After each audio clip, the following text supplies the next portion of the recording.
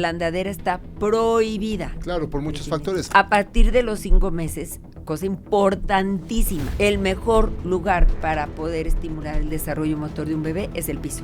7 meses sentado. Otra clave muy importante para detectar si hay retraso o no es el sentado independiente a los 7 meses. Entre 7 y 9 meses, que es la etapa motrizmente hablando más activa, están alternando entre 4 puntos, gateo, sentado, otra vez 4 puntos, gateo, sentado. Empiezan a hacer muchas transiciones. O sea, el gateo es uno de los elementos más importantes para el desarrollo normal de todos los ejes del desarrollo. O sea, si el año y medio no marchan, si no caminan, ya hay un problema.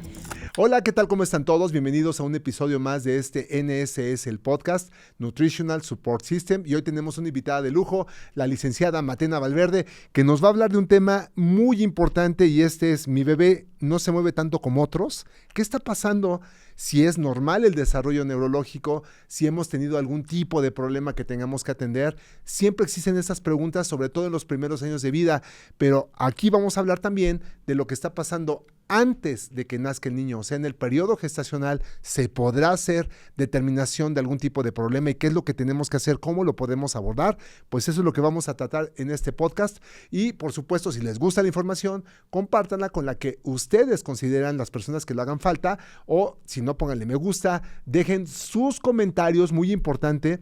Dejen los comentarios sobre este tema si es que les está interesando, para que nosotros podamos verlo en la caja de comentarios y podamos estar resolviendo sus dudas o estar haciendo nuevo material como Reels para que ustedes puedan tener otro tipo de información. También agradecemos, por supuesto, a nuestro equipo de producción, La Choza de los Pequeñines, por supuesto, a Lili, a Ale Berumen, muchísimas gracias, que ahorita andamos corriendo a marchas forzadas, haciendo desde artículos para publicar, estamos ya planeando nuestro siguiente libro y el siguiente congreso.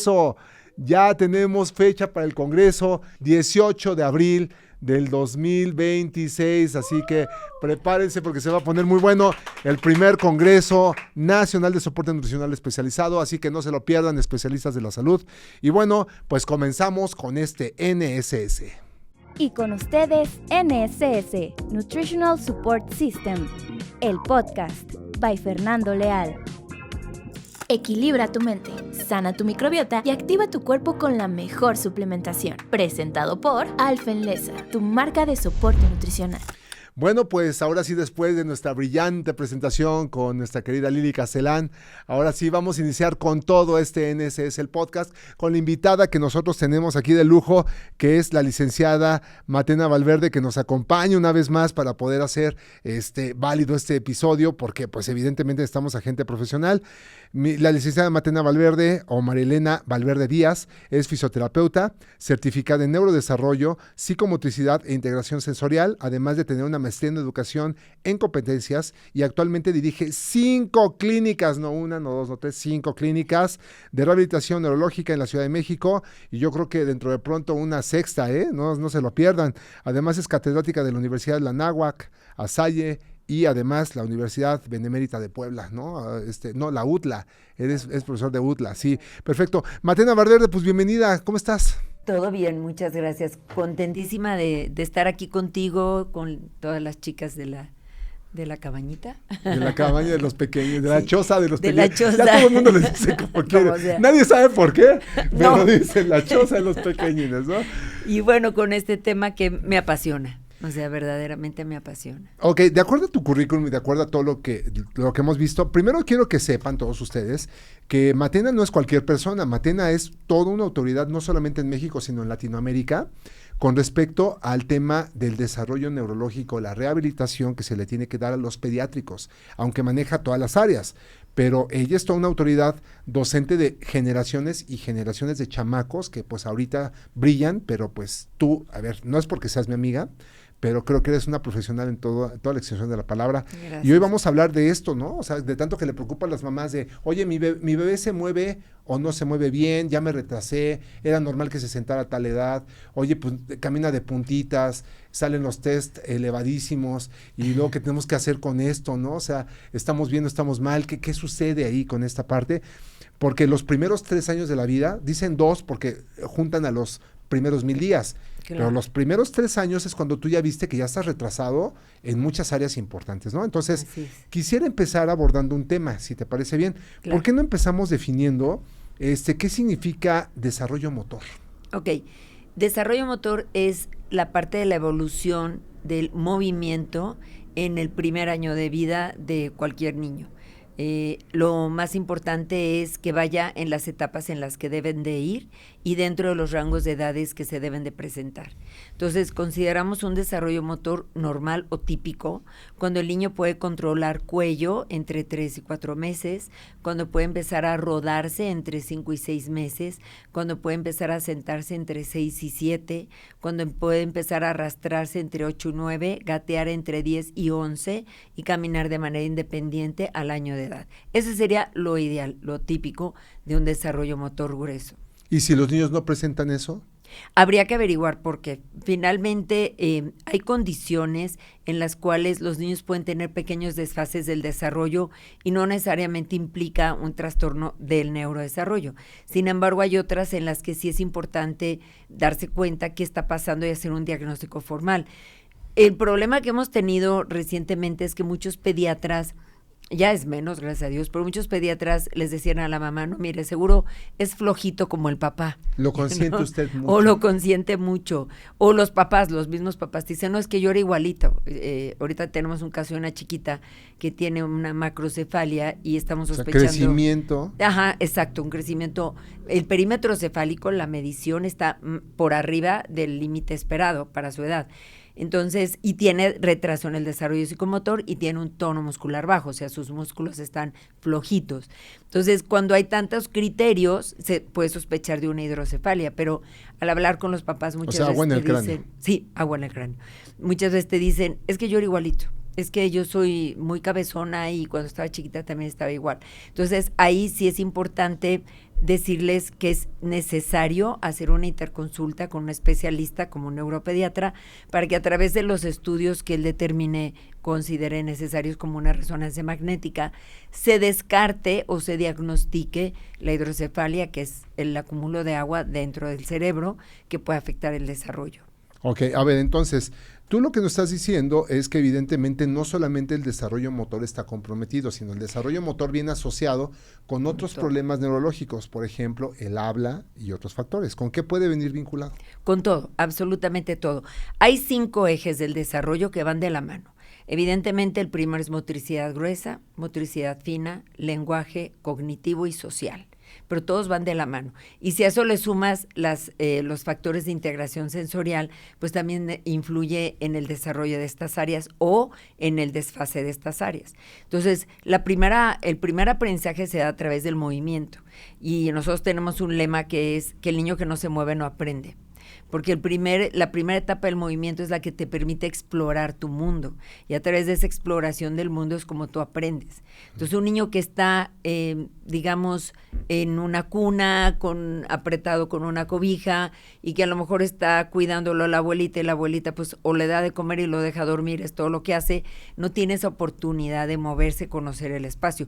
O si ya viene con alguna alteración neurológica y su movimiento está disminuido, sí puede afectar todas las áreas como la del lenguaje cognitivo, social y toda la parte de integración sensorial, ¿no? Ok, entonces eso implica que tenemos que poner atención en todo, no solamente es la motricidad. A ver, pero ahí divido, Sí. porque entonces tenemos motricidad gruesa y motricidad fina que atender. Exacto. ¿Podrías definirlas? Exacto, sí. Mira, hay 3 leyes del desarrollo que para mí son muy importantes y han sido como la Biblia dentro de nuestro aprendizaje como terapeutas pediátricos. El desarrollo tiene 3 premisas, que se da de grueso a fino. O sea, primero desarrollas todo lo que es control de cuello, control de tronco, que son la parte del eje central del cuerpo. Se da de proximal a distal, o sea, de la parte más centrada del eje del cuerpo y la parte más distal. O sea, del ombligo hacia afuera. Hacia el exterior. Exacto. Y se da de cefalocaudal. Cefalocaudal quiere decir que de cabeza a pies. De arriba hacia abajo. Ajá. Entonces, lo primero que tiene que adquirir un niño es el control de cuello. Entonces, por eso es muy importante que toda la parte gruesa es la base de la parte fina. La parte gruesa es salto, brinco, bueno, desde pequeños controlo cuello, me ruedo, me siento, gateo, me paro y camino. Después viene el salto en un pie, viene el equilibrio en un pie, viene el trepar, viene el jalar, el empujar, y de ahí viene toda la parte fina que ya implica el movimiento de índice pulgar, y es la que nos vamos a necesitar, la pinza, para el vestido, desvestido, la toma de cubiertos, la toma de lápiz, la parte del uso de la computadora, eso, todo es motricidad fina. Ok, perfecto. Entonces, ya van de la mano y entonces repetimos las leyes, ¿no? O sea, tiene que ser de lo grueso a lo fino. Primero aprendo a hacer movimientos grandes y después aprendo los movimientos más finos. Exacto. Como abotonarte, tomar un lápiz, tener control, no temblar, etc. Después viene del centro a la periferia, del ombligo hacia el exterior distal. Y después de arriba hacia abajo, empezando por la cabeza hasta controlar los pies, ¿no? Exacto. ¿En qué momento considero que algo ya no es normal? O sea, ¿cuáles son los principales datos de alarma para que una mamá voltee y diga, esto no es normal en mi hijo? El primero sería la falta de control de cuello. O sea, que el niño llegue a la etapa de los 3 o 4 meses y cuando tú lo levantas tienes que tenerle todo el tiempo la cabecita porque se le cuelga, se le cae o la tiene demasiado extendida. Ese sería como el primer signo de alarma de motricidad gruesa.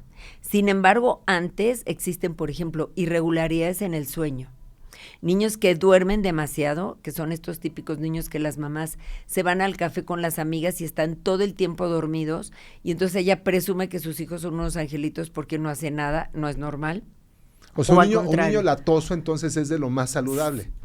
Bueno, latoso medio, no tan latoso, pero sí, definitivamente es mucho mejor que un niño esté dando lata dentro de lo esperado, a un niño que sea demasiado letargado, ¿no? Que esté todo el tiempo dormido, eso no es normal. Por eso esas mamás que presumen eso, dices, algo no está bien. No, vamos a diferenciar entonces un niño activo es un niño saludable. Exacto, no hiperactivo, pero activo. Activo en forma, es saludable. Pero, por ejemplo, un niño muy irritable, ¿no? ¿Cuántos bebés hay en los primeros 6 meses de vida que lloran y lloran y lloran y no los calman con nada? Entonces, irregularidades en el sueño, irregularidades en los periodos de irritabilidad o las estadios de irritabilidad, problemas de alimentación, falta de tolerancia a la posición de boca abajo. Todos esos empiezan a ser pequeños signos de alarma que las mamás deben de estar muy pendientes y comentarlo con el especialista. O sea, lo de la alimentación te refieres a que no puedan succionar, por ejemplo, ¿no? O sea, que no puedan deglutir adecuadamente o succionar adecuadamente. Por ejemplo, un bebé debe tener 20 chupeteos con succionar, tragar y deglutir y respirando al mismo tiempo. Eso es lo normal, lo esperado en una evaluación de un niño de 3 meses. 20 chupeteos en 1 minuto. No, sin tiempo, o sea, que lo haga continuo, no tienen que ser en 1 minuto. O sea, que tú puedas contarlos, no importa el tiempo, pero que los haga continuos. O sea, que tú puedas ver que el bebé respira, deglute, traga y chupetea 20 veces sin que se trabe, sin atorarse, sin atragantarse, sin escurrir la leche. Eso es como una etapa normal de la parte de la alimentación. Que pueda cerrar bien los labios para que, esa es una señal de que puede apretar bien los labios. Y que sella bien los labios en el pezón o en la mamila, depende de lo que esté tomando la mamá, y que no escurre leche. Por ejemplo, un niño que escurre leche, que no tiene control de cuello, que no soporta estar boca abajo y que lo cargas y lo sientes como muy aguadito, hay una gran influencia de un tono muscular bajo y eso puede ser un signo de alarma de una neurología, de una patología neurológica, definitivo. Y como los niños, ¿no? Que cuando no están comiendo también empiezan a hacer succión, sí. Eso también pueden ser datos de crisis convulsivas. Pero un signo aislado, no sé si estés de acuerdo conmigo, Fer, pero yo siempre les digo a mis alumnos, un signo aislado no hace un diagnóstico. O sea, si un niño es inquieto, yo no le voy a decir, señora, su niño tiene déficit de atención con hiperactividad porque es inquieto. O sea, tengo que fijarme, y lo hemos platicado, es toda la historia clínica. O sea, ¿fue un embarazo de alto riesgo? Sí, no. ¿Fue prematuro? Sí, no. Y si el algoritmo me lleva a que tiene demasiados signos de riesgo durante el periodo prenatal, perinatal o postnatal y se asocia a un trastorno de neurodesarrollo evidente en las evaluaciones que yo aplico, es seguro que tiene un daño neurológico, una secuela neurológica. Pero un signo aislado como solamente hacer un reflejo de succión de repente, no. O como para una crisis convulsiva, ¿no? ¿Dónde está el mayor porcentaje de lesiones neurológicas que se dan durante la infancia? ¿En el periodo prenatal, perinatal, durante el trabajo de parto o postnatal? Perinatal, durante el nacimiento. Durante el nacimiento, o sea, en el trabajo de parto, ahí es donde el 90% de los niños termina lesionándose por hipoxia, o sea, falta de oxigenación, que se les tarda un poquito más en respirar, y ahí es donde vienen las fallas principales que después terminan directamente en daños neurológicos. Sí. Y luego también han asociado muchos casos de autismo a embarazos in vitro, por ejemplo, ¿no? Sí, la verdad es que el autismo ha sido muy complejo. Ha habido muchas evidencias científicas de que hay alguna alteración a nivel de los genes, no necesariamente porque sea herencia, pero sí hay una alteración en la formación de los genes. Y bueno, evidentemente, por ejemplo, los niños prematuros de menos de 35 semanas con riesgos perinatales, es casi un hecho que van a presentar alguna dificultad en su desarrollo. Entre más prematuros nazcan, más posibilidades tienen de presentar alguna secuela de neurodesarrollo. Okay. La prematurez es otro. El bajo peso es otro punto. La baja talla, el que hayan tenido hipoxia durante el embarazo.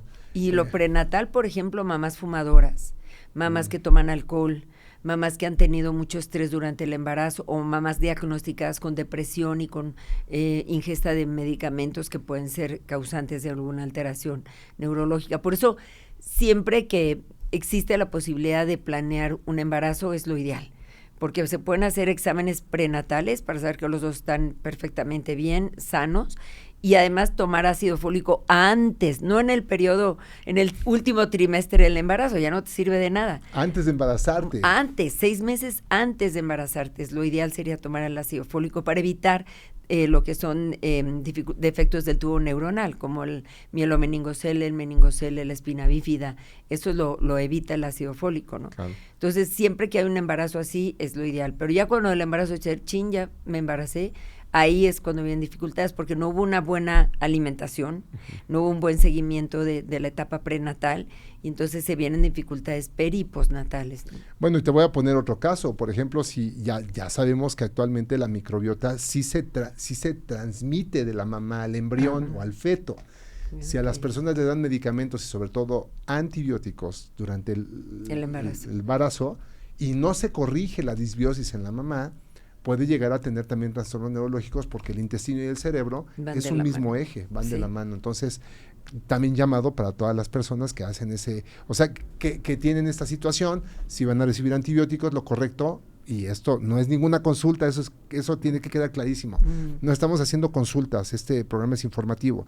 Tendrán que comentarles a sus especialistas pues qué pasó con el restablecimiento de la microbiota intestinal, ¿no? Claro. Para no dejar daños también, no solamente en la mamá, sino en el producto, ¿no? Ahora, hay forma de saber de forma prenatal que un niño viene con problemas, o sea, porque uno se da cuenta, en el primer año se decía que en el primer año tenías que ser muy hábil para poder detectar, a lo mejor los 3 primeros meses, 4 o 5, pero y si eras muy ágil, decían, no, espérese, seguramente, ahora sí, usted es muy especial, señora, ¿no? Se fija en todo y ve mucho TikTok y no sé cuánta cosa, ¿no? Pero yo creo que mientras más temprano sepas que existe algún tipo de problema, lo puedes abordar como se debe, desde el día 1, y eso aumenta el pronóstico, ¿no? Pero ahorita hablaremos del pronóstico y el tratamiento. Okay. Pero ¿se puede saber in útero? Sí, mira, ¿están embarazadas? Hay varias formas. Muchos padres que saben que hay antecedentes de síndromes o condiciones genéticas en casa, se hacen estudios de cariotipo o inclusive exomas, que son mucho más especiales para saber si el niño viene con algún tipo de síndrome de alteraciones de los cromosomas.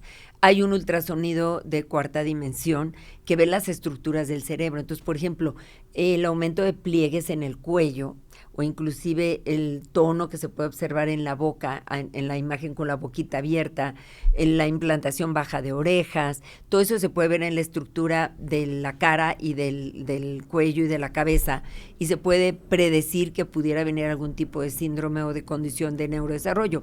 Y evidentemente, pues el estudio más específico es la resonancia magnética, que en el último trimestre se puede hacer sin afectar para nada al bebé, y se ve toda la estructura del cerebro. Ahí se podría ver si hay atrofias, infartos, si hay agenesias de alguna zona del cerebro, ¿no? Sí, exacto, que el cuerpo calloso esté mal y te esté reflejando que algo sucede, la unión entre los hemisferios pueda llegar a tener problemas. Exacto. Entonces, sí hay formas de hacerlo desde antes. Lo que pasa es que no se aplica, o tú sí has visto que se aplica constantemente eso. Pues mira, hoy por hoy los papás, yo te diría desde la generación de los millennials, están como muy atentos y preocupados de la parte del embarazo y el desarrollo de sus niños. Entonces sí me ha tocado papás que han tenido todo un proceso de estudios para poder saber si su hijo viene con algún defecto o no. Tan es así que un par de pacientes que hemos tratado, desde el embarazo me habló la mamá para decirme, oye, mi hijo tiene síndrome de Down. En el momento en que nazca te lo llevo para que empecemos la terapia ya, de inmediato, ¿no? Entonces sí hay algunos papás que sí lo toman en cuenta, otros no. Otros esperan a que nazca y como platicamos hace un segundo, o sea, si el evento es perinatal, pues no hay manera, ¿no? Porque muchos papás dicen, es que si hubiera pues una hipoxia neonatal, que es la falta de oxígeno en el momento de nacer, no la puedes prevenir, no hay manera, ¿no? Claro, entonces, a ver, nada más para poder quedar claro, qué tan importante es que los niños primero sean diagnosticados lo antes posible. ¿Qué tanto incrementa el pronóstico esa situación? Bastante. Yo te diría que hasta en un 60%. O sea, en inglés se dice the earliest, the best, porque entre más temprano empieces a trabajar desde el punto de vista de estimulación, intervención o terapia en niños con alteraciones del neurodesarrollo, mejore su plasticidad cerebral y mejore su pronóstico a mediano y largo plazo. Eso es un hecho, ¿no? Ok, entonces, ahora el otro tema es que todo mundo tenemos que estar facultados para abordar esto. Ajá. ¿Cuál sería el equipo de trabajo multidisciplinario que tendría que llevar a cabo todo este escrutinio y revisión? Ok, el primero que debería de estar preparado para hacerlo es el pediatra, que no siempre lo está. De hecho, hay pruebas muy sencillas que pueden hacer en su consulta mensual que tienen durante el primer año de vida, en donde solamente con explorar los reflejos, el tono, algunas reacciones, se pueden dar cuenta si las cosas van bien o no. Porque además las mamás pues confiamos ciegamente en los pediatras. Entonces, cuando el pediatra nos dice, oiga señora, aquí esto no va bien. De hecho, hay un video que se llama ¿Está bien tu bebé? De una organización que se llama Pathway Awareness, la pueden buscar en YouTube y está en español, en donde comparan un bebé de 6 meses que tiene una alteración del desarrollo con uno que no, y cómo el pediatra y la mamá desde muy pequeñitos empiezan a notar que el bebé no está bien, porque no controla cuello, porque sus reflejos están exacerbados, porque es muy irritable. Entonces, el primer canal de diagnóstico es el pediatra. De ahí iría al neuropediatra, aunque algunos pediatras lo refieren con nosotros como especialistas del neurodesarrollo. Cuando llegan con nosotros, hacemos la historia clínica y aplicamos pruebas como el Infanif, el Hammersmith, el perfil de conductas del desarrollo, el Bailey, diferentes pruebas que nos dan un perfil general del desarrollo. ¿Son pruebas clínicas? Sí. O sea, son cuestionarios que se aplican y además maniobras clínicas que les hacen a los niños. Sí, son pruebas directas, o sea, exploración de reflejos, de tono muscular, etcétera, ¿no? Inclusive sensoriales también para bebés. Entonces, se hace un perfil del desarrollo y ahí se detecta cuáles son las áreas de oportunidad o las áreas que están deficientes y sobre qué tenemos que trabajar. Por ejemplo, este caso de esta chiquita que te cuento que tiene el perímetro cefálico mayor al esperado, estamos en un proceso en donde estamos viendo qué tanto responde favorablemente a la terapia. Yo hablé con los papás y les dije que si terminando diciembre su desarrollo sigue desfasado o no hemos logrado alcanzar lo que esperamos, es importante hacer la interconsulta con los neuropediatras. Uh-huh. Entonces, sí, están conscientes los papás, a veces no es fácil, yo lo entiendo, estar en la posición de un papá en donde te dicen, oye, tu hijo probablemente tenga daño neurológico o tenga déficit de atención o tenga autismo, pues es un diagnóstico que pega muy fuerte, o parálisis cerebral, muy fuerte en los papás. Entonces, a veces hay que ir de la mano con ellos en el sentido de tratar de explicarles claramente cómo van las cosas y hasta qué punto necesitamos de un equipo de intervención. Neuropediatra, fisioterapeuta, en todo caso terapeuta de lenguaje y terapeuta ocupacional, y en algunos casos en donde está involucrada la parte conducta, psicólogos pediatras, okay, psicólogos infantiles. Fíjate que me llama mucho la atención que no incluyas a la nutrición. Ay, perdón. Pero no. Pero esta pregunta fue con toda la intención, okay, porque tenemos, o sea, sí, recientemente tenemos la evidencia de que nutrir hace que se acelere el desarrollo neurológico, la plasticidad cerebral, la neurogénesis, la neuroregeneración, pero Eso es lo que tenemos que cambiar a partir de ya, ¿no? Tienes de hecho, toda vamos a hacer un protocolo de investigación donde estamos haciendo todo esto. Pero qué valioso, ¿no? O sea, eso es lo que brota, porque lo mismo piensa un pediatra. Sí. El pediatra jamás pone en el contexto la nutrición de un paciente. Es cierto, y es bien importante. Obviamente tú das por hecho que las mamás tienen la posibilidad de lactar o de dar pecho materno durante los primeros 6 meses, mínimo, ¿no? Yo siempre les digo, 6 meses, 6 kilos o los primeros dientes como mínimo, ¿no? Hay mamás que están como muy a favor de la lactancia prolongada y se pueden seguir hasta los 2 años o inclusive un poco más. A mi parecer, ya hay un punto en donde ya no es tanta la nutrición, sino es como una cuestión de apego, ¿no? Pero esa es una forma de pensar muy personal. Sin embargo, los 6 meses de lactancia, solo lactancia, son básicas para la nutrición. Inmediatamente después, que hay ahorita mucha controversia sobre eso, Fer, y eso es importante, porque hay pediatras que empiezan a darles absolutamente todo a los 5 o 6 meses. Te hablo de todo, o sea, pescado, pollo, ya carne, todo. casi que Sí. Y hay pediatras que no, como a mí me tocó en mi época con mis hijos, que empezabas primero con una verdura. Con frutas y luego vegetales, sí, ¿no? Y una cucharadita para ver si no hacía alergia, luego 2 cucharaditas, y luego la fruta, fruta, luego proteína, luego cereales, luego ya podías como mezclar todo, es como la forma antigua, ¿no? Hay una forma de alimentación que se llama Baby Led Weaning, en donde al bebé se le pone en su mesita lo que quiera comer y como lo quiera comer, y lo que quiera comer con las manos está bien, y lo que no, como que ya se lo quitan. Yo siento que depende mucho del bebé y que sí deberemos de estar muy, muy observadores del tipo de alimentación que lleva y cómo la hace. Porque si un bebé de repente se le antoja más la pura fruta que la verdura, pues siempre va a elegir de lo que tú le pongas la fruta y no va a comer la verdura. Entonces sí tenemos que ser como un poquito necios en la parte de decir hay que comer de todo y comer bien, ¿no? Claro, sí, y entonces ahí recalcamos que la nutrición debe ser uno de los puntos más importantes de todo esto. Para la plasticidad, y es el sustrato principal, y además no solamente como sustrato energético, sino como de verdad una fuente de tratamiento muy específica, porque estás estimulando reacciones, ¿no? Exacto. Ahora, fíjate que vamos a pasar si te parece bien, vamos ahorita a desglosar para que las mamás entiendan muy bien qué tienen que hacer, porque seguramente muchas tienen preguntas y muchas. Vamos a desglosar mes a mes durante el primer año, bueno, los 3 primeros años en etapas, qué tendría que hacer el bebé en ese periodo, ¿no? Al nacimiento, ¿qué tendría que estar haciendo ese bebé? Ok, el bebé cuando está de recién nacido tiene un patrón que se le llama patrón flexor.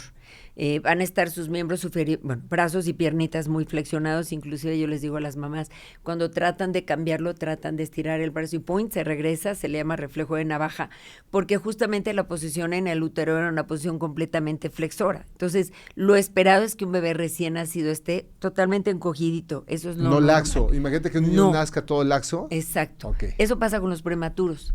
Les faltó como cocinar el tono, como hornear el tono, y entonces están demasiado laxos, ¿no? Entonces cuando tú exploras un bebé recién nacido y le tomas el bracito y ¡pum!, se deja caer, eso no es normal. Entonces hay un patrón flexor, hay un tono aumentado normal, pero un tono aumentado que no es que se avientan todo el tiempo no para es espástico, no es rígido. No, o sea, es un tono aumentado que además va disminuyendo conforme van pasando los meses. Entonces, el primer mes hay que esperar un patrón flexor desde la parte motora, manos completamente empuñadas, cerradas, a veces el pulgar está dentro, es normal. Oclusión del pulgar. Ajá. También es dato de inmadurez.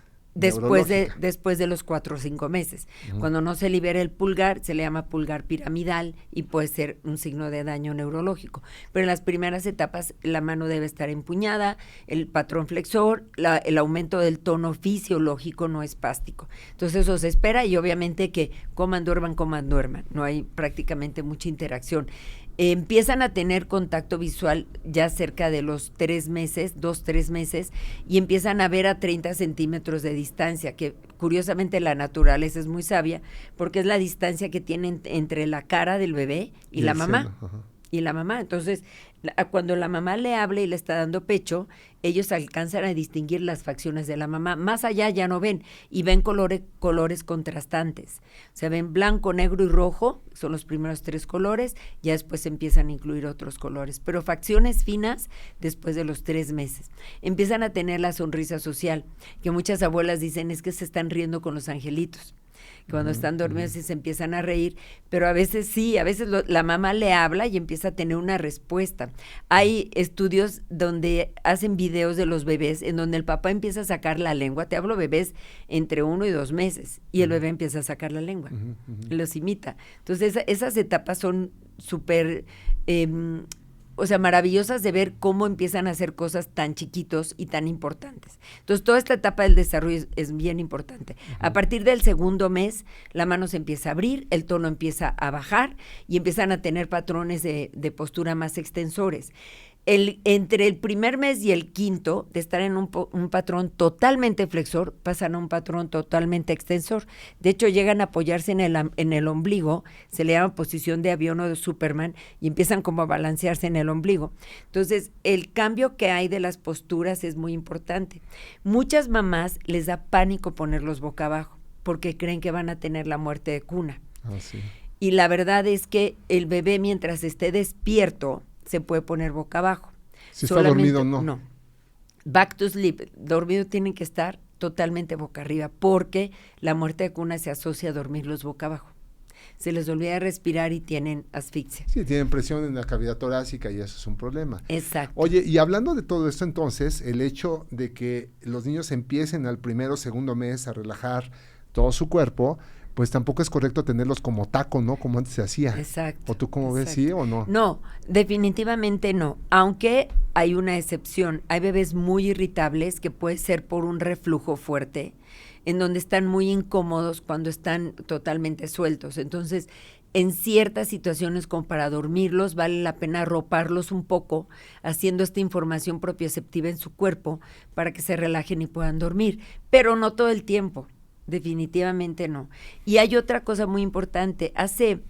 Pues yo creo que como 10 años salió un programa que se llama Tummy Time, que en español le pusieron El tiempo de la barriga, unas traducciones ahí medio raras, pero ahora está muy de moda el Tummy Time, todo el mundo hace Tummy Time, y es 5 movimientos para ponerlos boca abajo y que empiecen a tolerar la posición desde muy chiquititos.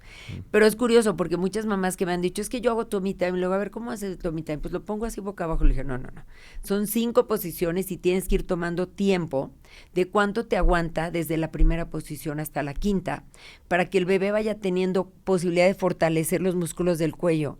Empezar, que justo el soporte sobre antebrazos empieza entre los 3 y 4 meses.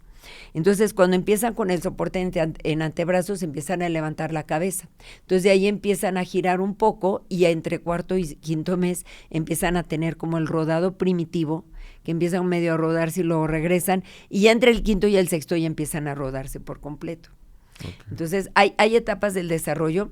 Eso también, luego si quieres lo publicamos en tus redes. Hay una tabla maravillosa en donde dice qué debe de hacer de acuerdo a cada eje del desarrollo, en la motricidad gruesa, fina, el lenguaje social y en cognitivo también. Porque es una guía práctica, ¿no? Sí. Es como tener una regleta y decir, exacto, a ver, nada más vas a tener estos puntos claves, esto sí, esto velo no. Para lo menos, será como un test muy interesante para poder decir, oiga, doctor, creo que algo no está bien en mi hijo, porque ahorita nos estás diciendo parámetros en donde en promedio tendría que ser. Ajá. Pero también me gustaría que en cada etapa fuéramos agregando cuando ahí ya se nos salió totalmente de lo normal y ya no lo podemos dejar pasar. Ok, ¿no? Los 6 meses es como el parteaguas, o sea, te digo, el primer mes es patrón flexor tono alto, el 2º mes es observar apertura de las manos y inicia el control de cuello, 3er mes ya deben de haber logrado el control de cuello, 4º mes... Pueden lograrlo antes, ¿no? O sea, el control de cuello lo pueden lograr antes y no hay ningún problema. Sí,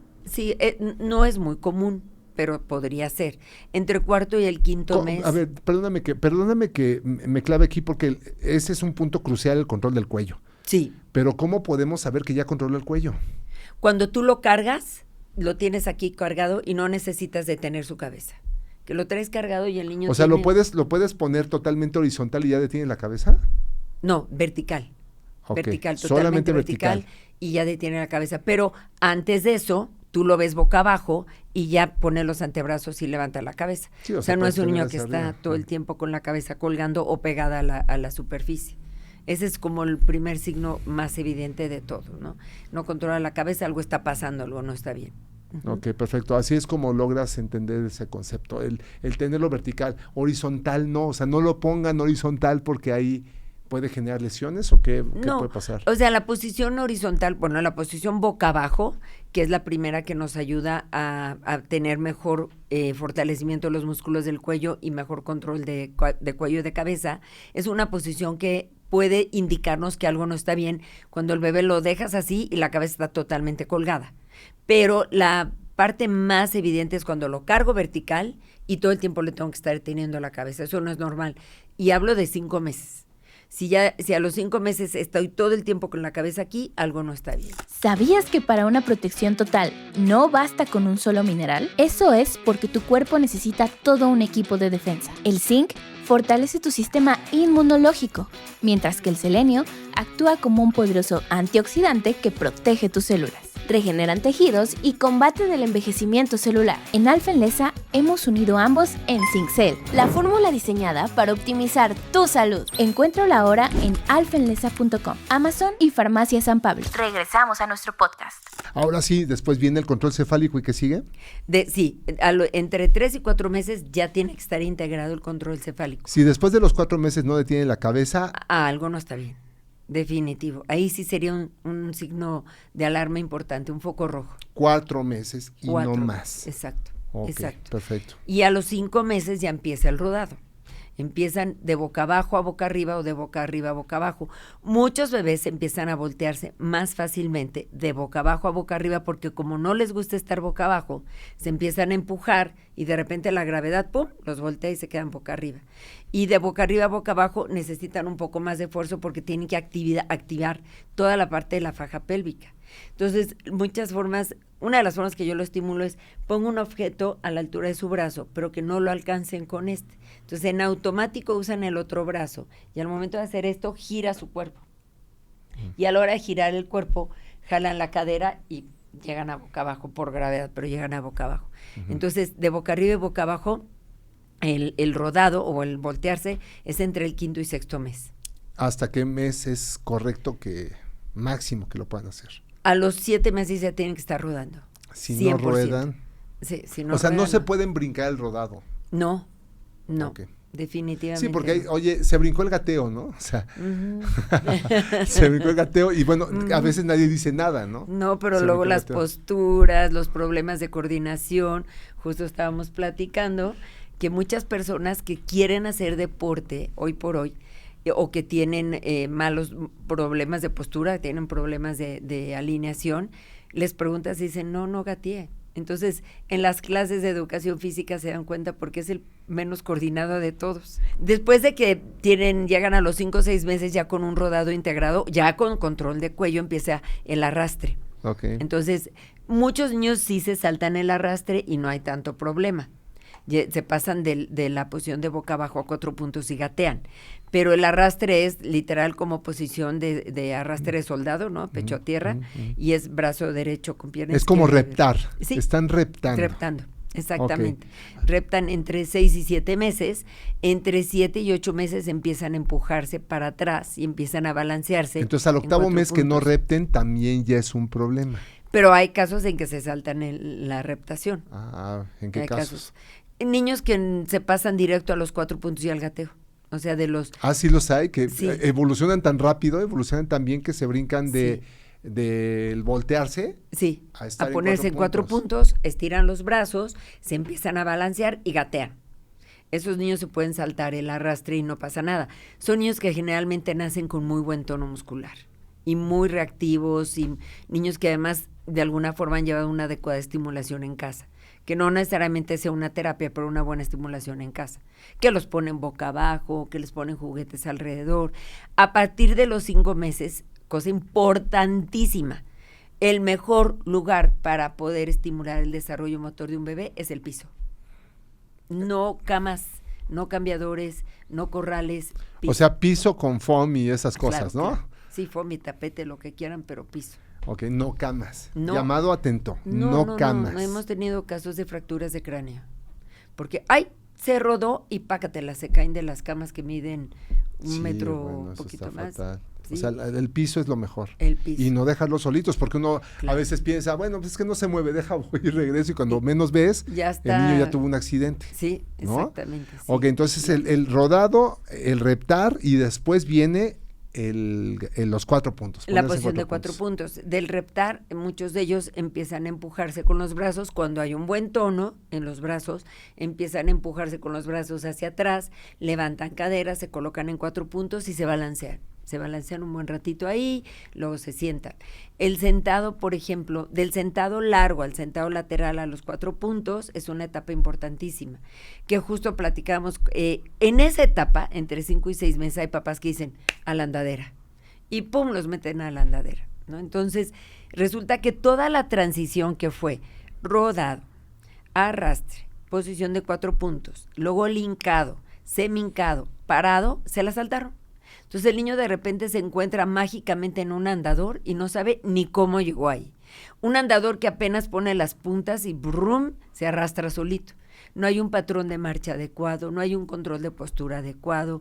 Hay accidentes en Europa, en Inglaterra están prohibidas las andaderas, porque ha habido accidentes graves, se van por las escaleras. Entonces, la andadera está prohibida. Claro, por muchos factores. A ver, entendiéndolo como que tienen que entrenar los niños para que puedan usar las partes de su cuerpo y esas partes madurar, ¿no? Exacto. Porque Sí. se brincan estas cosas. Sí, conocer cómo voy a llegar yo a la posición de pie sin que necesite 4 rueditas y un silloncito que me empuje, sino hacerlo por mí mismo. Ok, entonces el llamado es que las mamás no usen andaderas. No, definitivamente, es totalmente prohibido. Ok, perfecto. Entonces, de ahí nos pasamos de los 4 puntos a gatear. Exacto. ¿Gatean primero o se sientan primero? Ahí ¿Qué hacen? viene paralelo. Lo ideal es que entre 6 y 7 meses ya se sienten, pero la transición de sentado a 4 puntos viene un poco ¿Sentado después. solo o apoyado o cómo es la sentada? Solo, sentado solo. ¿Cómo se empiezan a sentar? Empiezan a fortalecer la parte de la faja abdominal y entonces ellos, por ejemplo, de estar boca abajo se empiezan a impulsar, giran y se sientan. Entonces ahí en la posición de sentado desarrollan las reacciones de defensa, primero la anterior, 6 meses, lateral 7 meses y posterior 9 meses. Sí, porque luego los niños se van para atrás y lo que hay que cuidar es que no se peguen en la Exacto. nuca después de que están sentados, ¿no? Exacto, sí. Y ahí es donde hay que estimular este tipo de reacciones de defensa. Entonces, 7 meses sentado, que es otra clave muy importante para detectar si hay retraso o no, es el sentado independiente a los 7 meses. Uh-huh. Ya de ahí entonces pueden pasar al gateo. Pero hay niños que empiezan del arrastre, se ponen 4 puntos, gatean y de ahí giran y se ponen en sentados. Entonces, entre 7 y 9 meses, que es la etapa motrizmente hablando más activa, están alternando entre 4 puntos, gateo, sentado, otra vez 4 puntos, gateo, sentado. Empiezan a hacer muchas transiciones. Una vez que se ponen en 4 puntos y se balancean, empiezan a avanzar. Ahí hay muchas cosas, porque hay bebés que gatean de pompas, hay bebés que gatean con una pierna para afuera, hay bebés que gatean en posición de elefante como manos y pies al piso, y ahí es donde desde el punto de vista emocional, como gatean no importa, porque están separándose de la mamá y están explorando un mundo. Pero desde el punto de vista físico sí es importante. Claro. Cosas importantes del gateo. 1, es la única etapa de la vida en donde cargas peso de manera natural sobre tus manos. Y la mano tiene 3 arcos, longitudinal, transverso y oblicuo. Y ¿Cuáles son? Oblicuo, longitudinal y transverso. Y esos 3 arcos son los que nos van a ayudar a formar la cazuelita para el lápiz, la pluma, la cuchara, el tenedor, abotonarme, hacerme las agujetas. O sea, quien no gateó tiene severos problemas de motricidad en las manos, sí, a nivel fino. Esa es una de las primeras ventajas del gateo. La segunda, cuando yo empiezo a mover la columna, porque voy gateando, le doy la posibilidad a que mi columna vertebral forme los ejes y las curvaturas que deben de ser. Cuando un bebé está sentado, si tú te fijas, su columna es completamente curva, está así como como hecho un huevito.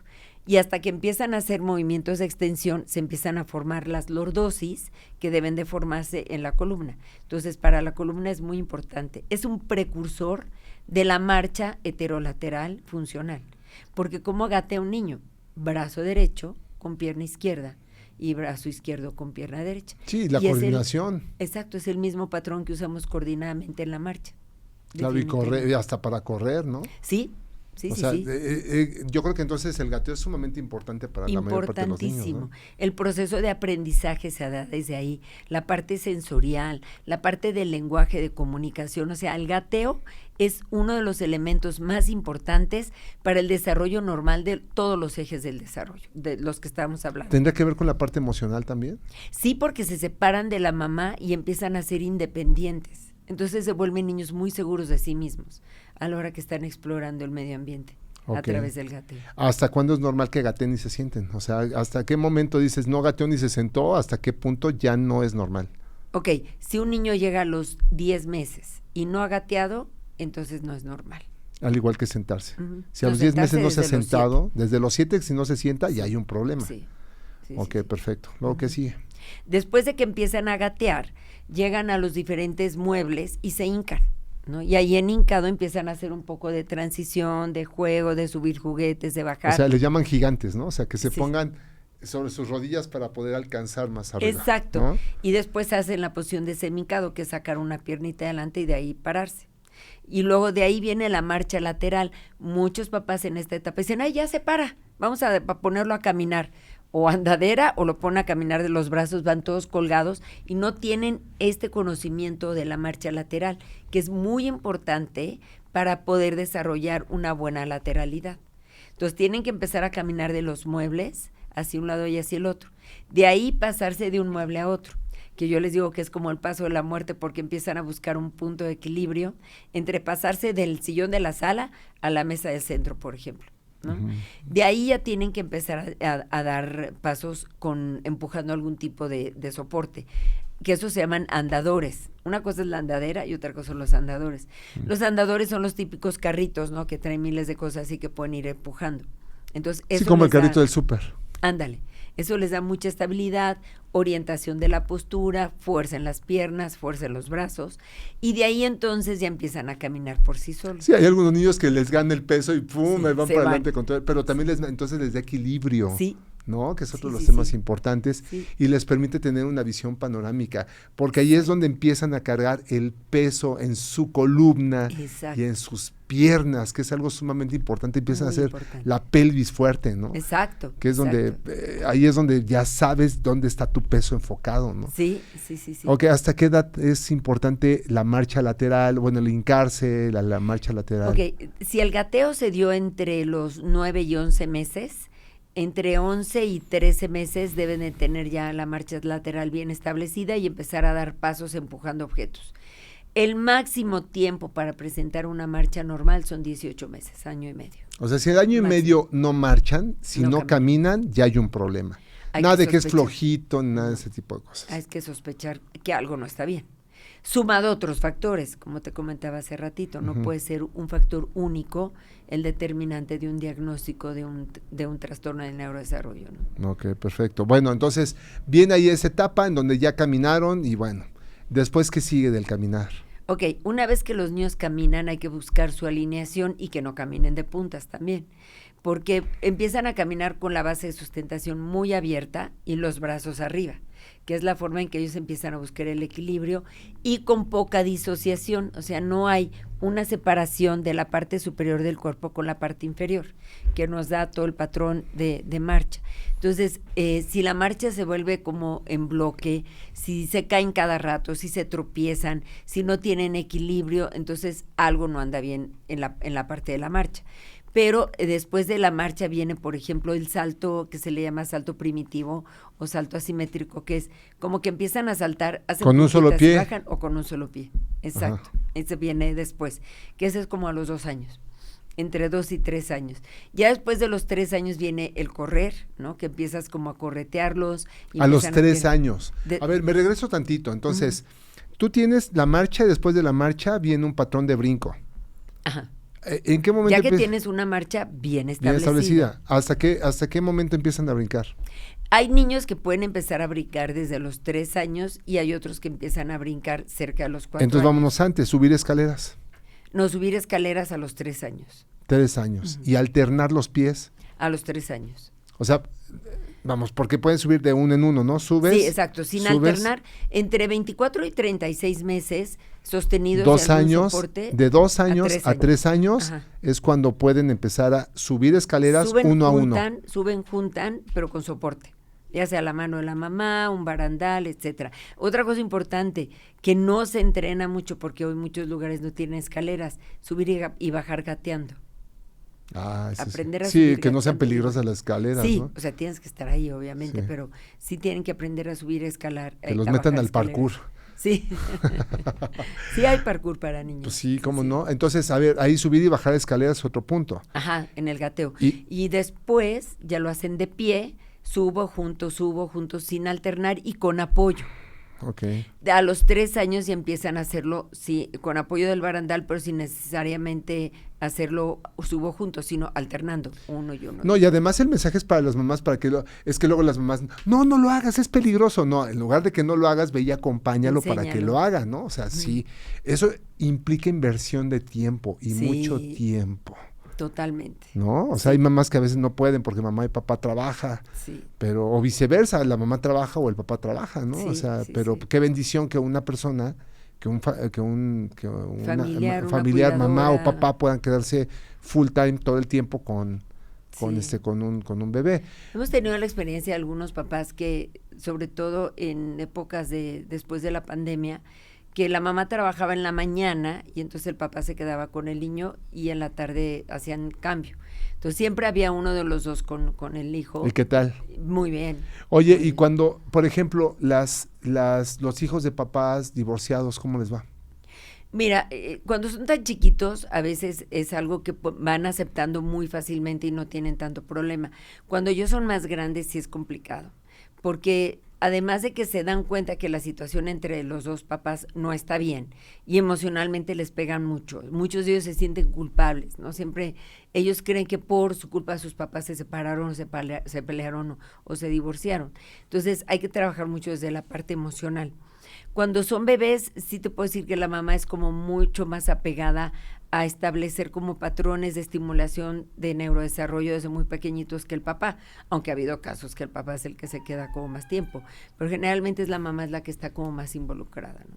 Pero hay que cuidar mucho y la parte emocional, mucho. Ok, perfecto. Bueno, y entonces viene el otro aspecto, ya vienen los brinquitos, nos quedamos Ajá. en los brincos. Entonces, brincan disparejos a los 3 años, ¿no? Sí. Aproximadamente. 2, 3 años a salto asimétrico. Ok, ¿y salto simétrico? 3, 4 años. 3, 4 años. Y salto de longitud, porque también brincan a la A los longitud. 5 años, entre 5 y 6 años, que es donde yo digo que ya pueden empezar un deporte más en forma, el niño ya tiene que tener un control motor mucho más específico y maduro para iniciar cualquier actividad física.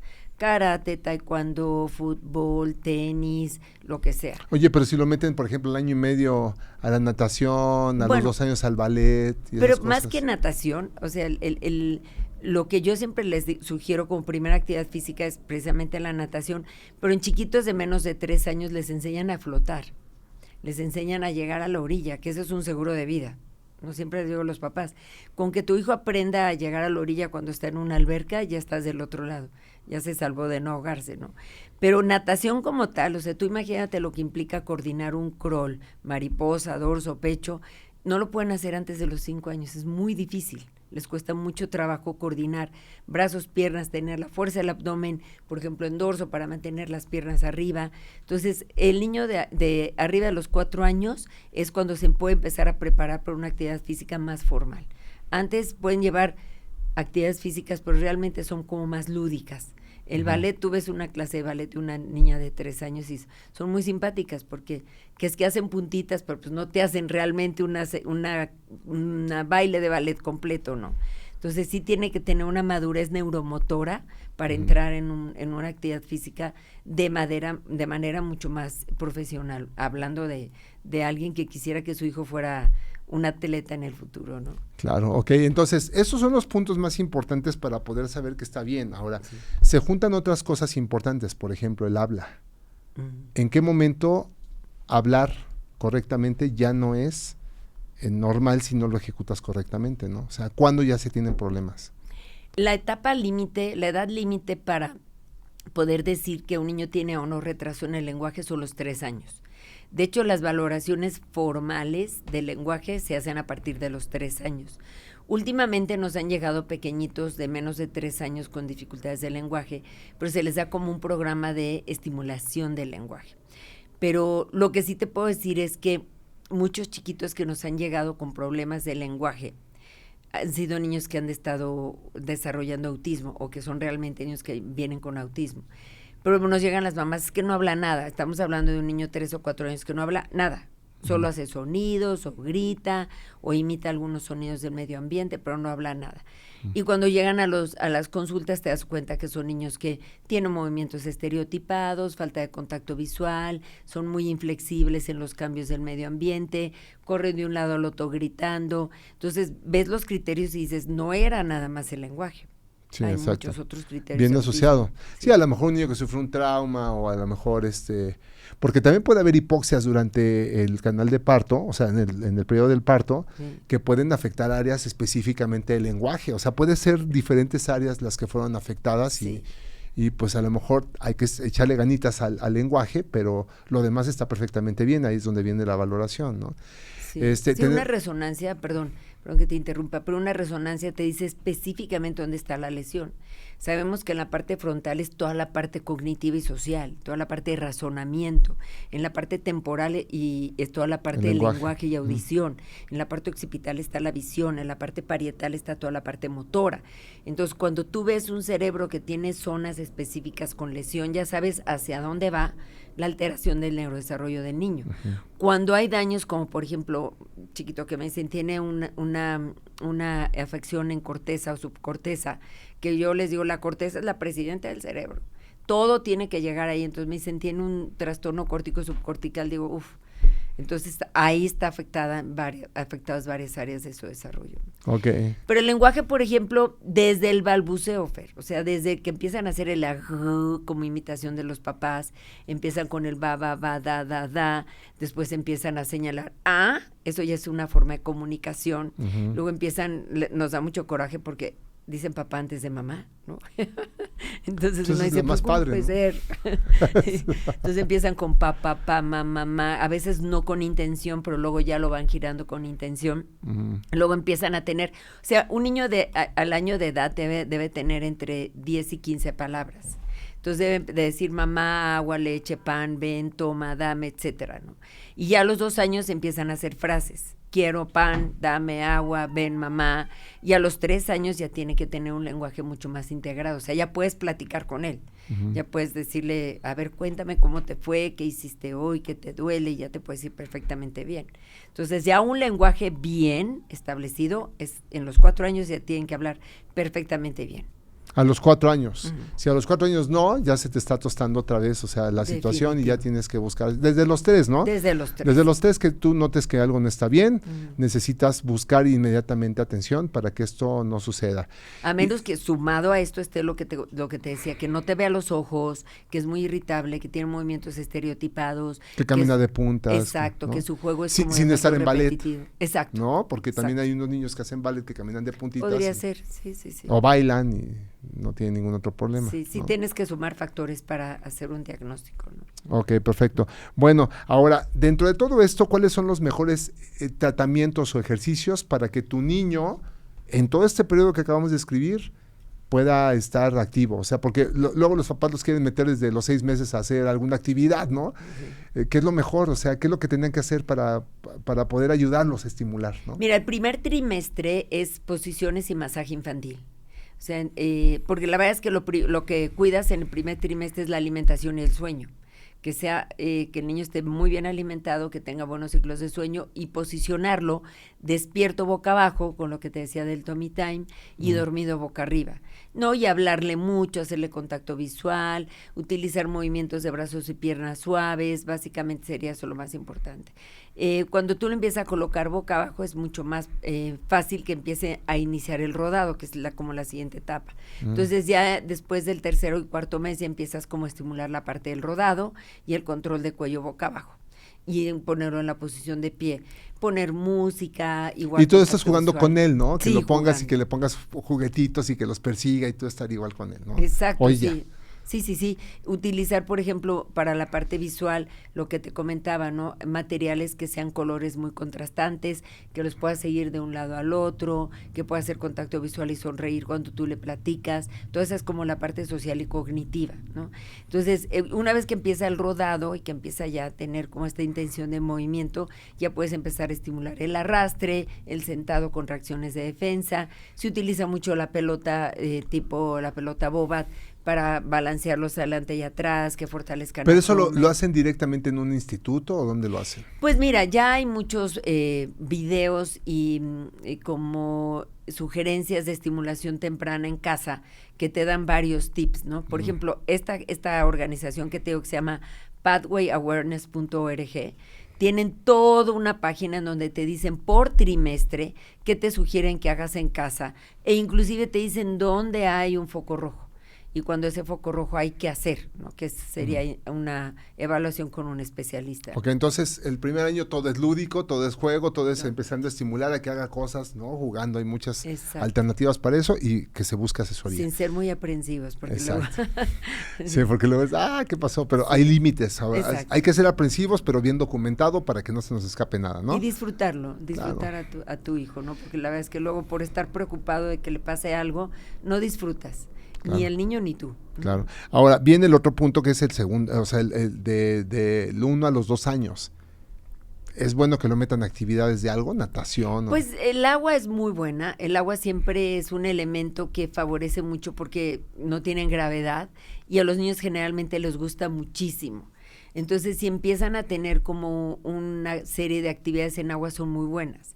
Digo, no van a aprender a nadar a esa edad, ¿no? Entre 1 y 2 años difícilmente te van a hacer una técnica de nadado. Si te hacen, por ejemplo, movimiento como de perrito para llegar a la orilla, empiezan a mover las piernas, los brazos, sí es algo como una estimulación que favorece el desarrollo, pero no va a ser una actividad física que tú digas, uy, va a ser perfecto nadador, ¿no? Pero yo diría natación, sería lo primero que yo sugeriría de actividad física. Ok, ¿y del segundo al tercer año? Puedes seguir con natación y ya pueden empezar con actividades un poquito más formales. Desgraciadamente en ese periodo no hay como una actividad que pudiera yo decirte esto es lo ideal. Algunas escuelas o algunas instituciones ofrecen clases de música y los ponen como a bailar con música.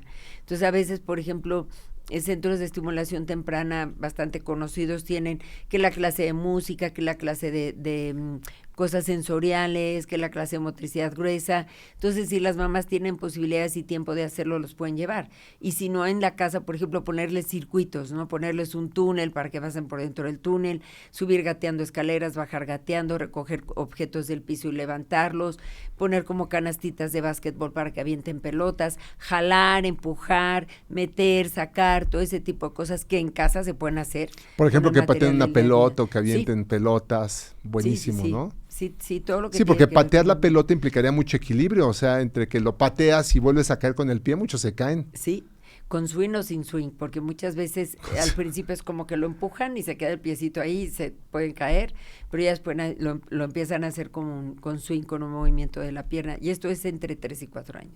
Ok, entre 3 y 4 años tendrán que empezar a hacer esto, claro. Por eso es que los partidos de fútbol de los chiquitos de preescolar que tienen 4 años son muy simpáticos, ¿no? Porque está la bola y todos van como bolita, corriendo, entonces de repente oyes gol y dices, ves a todo el equipo adentro de la portería y el portero por allá jugando con la arenita y nunca te enteraste ni quién metió el gol ni cómo, porque no tienen noción de la ubicación espacial, les vale, o sea, lo único que quieren es seguir la pelota, entonces todos los jugadores están sobre la pelota. Es muy chistoso las clases de fútbol de los Claro, chicos. Y por ejemplo atletismo, correr y esas cosas. Yo siempre digo que después de los 6 años. Ok, eso es 5, después 6 de los 6, un deporte ya informal después de los 6.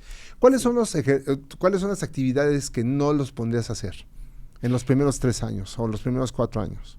Por ejemplo, en los primeros 3 años yo no pondría ni taekwondo ni karate, porque son de mucha disciplina, de mucha concentración, de mucho esfuerzo y, por ejemplo, mucho equilibrio, y físicamente no están listos. Ya hay unas medio clases que les ponen circuitos y demás en lo que es como karate o taekwondo, pero como para que realmente se aproveche una clase antes de los 4 años, no los metería ni a taekwondo ni a karate, tampoco a fútbol.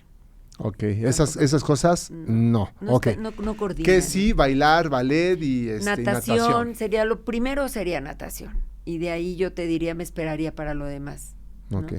Hay unos programas, de hecho, en el Centro Deportivo Israelita, que tenía oportunidad de capacitar a los maestros de los deportes de ahí en psicomotricidad, tienen un programa que se le llama Iniciación Deportiva, en donde a partir de los 4 años los niños empiezan como a rotar en todos los deportes y empiezan a ver quién tiene habilidades innatas para el diferente deporte. Claro.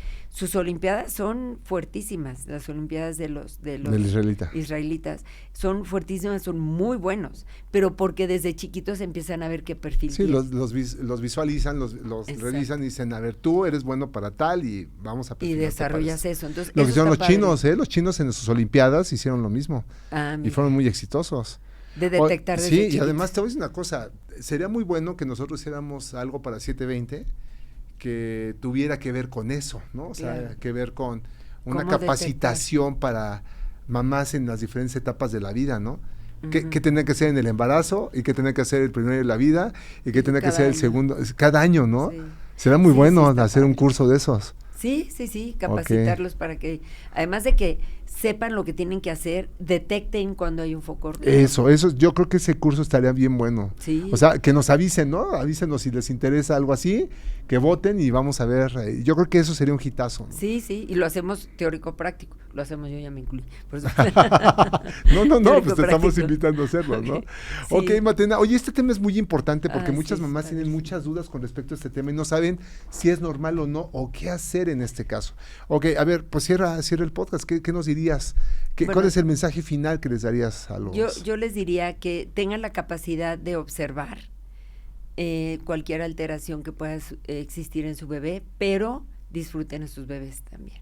Sí, que no todo es estrés, que se documenten y que los aprendan a disfrutar, ¿no? Exacto. Y que si ellos detectan algo desde el inicio que no está bien y vas y lo atiendes. Exacto. O sea, no te preocupas, te ocupas en el tema, ¿no? Así es. Si su pediatra les dice que todo está bien, pero ustedes se quedan con la cosquillita de que no, busquen otro especialista, como un neuropediatra. Claro. Sí, eso será bastante bueno. Muy bueno. Ok, perfecto. Bueno, Matena, pues como siempre es un placer tenerte aquí. Igualmente. Espero que esta información les sirva a mucha gente porque sí. Yo creo que lo más importante es conocer los problemas desde el origen para poderlos corregir, porque muchos tienen miedo de enfrentarse al diagnóstico y más cuando se trata de sus hijos, ¿no? Exacto. Oye, pero si tienen, mejor... No, lo abordas y de inmediato vas a resolverlo. Muchos papás ya lo hacen, ¿eh? Sí. Mamás y papás, o sea, que es maravilloso y me pone muy contento que podamos hablar de este tema. Espero que les sirva a muchas personas, ¿no? Ojalá que sí. Muchísimas gracias, mi querida Matena Valverde. Y también, por favor, le queremos dar un reconocimiento especial a nuestro equipo de producción, a Ale Berumen, por supuesto también a Lili, a la choza de los pequeñines, que nadie sabe qué implica eso, pero sí, a la cabaña, dice. A la cabaña. Está bien, muchas gracias de veras porque su apoyo ha sido muy importante para que este tipo de podcast sea tan importante con los guiones, porque hay un trabajo de fondo detrás muy importante, muy importante, que todo mundo participamos de él, pero lo más valioso son los invitados, sí, pero pues los invitados, todo lo que hay detrás, ¿no? Detrás de una producción. Bueno, uno llega y se sienta, pero no sabe lo que hubo todo para prepararlo. Es correcto, y bueno, y si les gusta esta información, por favor, compártanla. Háganle llegar esto a quien crean que les sirve como método de información. Y algo muy importante es que pues le pongan me gusta, emitan comentarios para que pues nuestro algoritmo también vaya creciendo poco a poco más. Estaremos atentos a sus dudas y les repetimos, pues bueno, si hay más por saber, por favor, escríbanlo ahí, les iremos contestando poco a poco, o haremos reels con respecto al tema, y Lili, pues te encargamos todos los reels, ¿no? Y también importante decirles, porque la vez pasada se nos olvidó, nosotros estamos como Clínica Luli. Ah, sí, oye, ¿cómo te encontramos? Como Clínica Luli. ¿En dónde están ustedes? En Instagram, en Facebook, básicamente. Luli. Bueno, va a aparecer aquí debajo de la pantalla de Clínica Luli, y son 5 centros en todo. Sí. Es Pedregal, Tecamachalco, Hospital Español, Roma Norte y Satélite. Y probablemente ya estaremos abriendo Acá, la la atención del a Valle. adultos directamente en Del Valle, Así es. ¿no? Así Entonces es. váyanse preparando con Matena Valverde, Eso. porque pues tenemos mucho que hacer por acá, ¿no? Claro que sí. Matena, para nosotros es siempre un gusto tenerte por acá. Ya, igualmente. Y bueno, pues busquen aquí a la Clínica Luli en sus 5 puntos en todo el Valle de México. Y muchísimas gracias a ustedes por estar con nosotros, gracias a todo nuestro equipo de trabajo, y esperemos que este NSS o Nutritional Support System les haya servido para que podamos tener pues un desarrollo mayor con la comunicación que les damos y además con la información que les damos para que contrasten todo lo que hay en redes sociales, que seguramente es un mar de información, ¿no? Pero contrástenlo, documentense y evidentemente pues tomen las mejores decisiones, porque esta información es para ustedes con todo cariño y todo amor y con todos los especialistas que estamos trayendo. Muchísimas gracias y espero que tengan un excelente día. Nosotros lo seguimos viendo después. Equilibra tu mente, sana tu microbiota y activa tu cuerpo con la mejor suplementación. Alfa Enlesa, tu marca de soporte nutricional, presentó.